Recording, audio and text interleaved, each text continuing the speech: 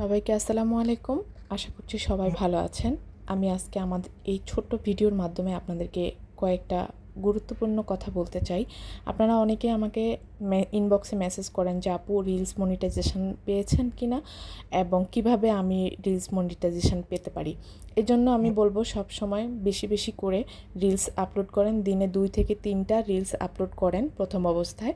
আর যদি তার চেয়ে বেশি দিতে পারেন তাও অনেক ভালো। আর তার পাশাপাশি আপনারা অবশ্যই বড় ভিডিও দেওয়ার চেষ্টা করবেন, সেটা 2 থেকে 3 মিনিটের।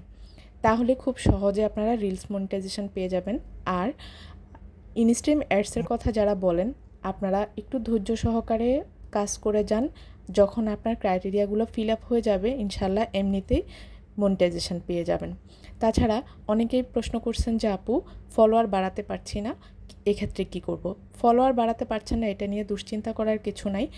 ধীরে ধীরে কাজ করতে থাকেন, দেখবেন আপনার কাজ যখন মানুষের ভালো লাগবে এমনিতেই ফলোয়ার বেড়ে যাবে। আর ফলো দেন, ফলো ব্যাক দিব, ফলো মি, এই ধরনের কথা বলে যারা ফলোয়ার বাড়ায়, এই ফলোয়ারগুলো কিন্তু পরবর্তী সময়ে কোনো কাজে লাগে না। আশা করছি কথাগুলো ভালো লাগবে।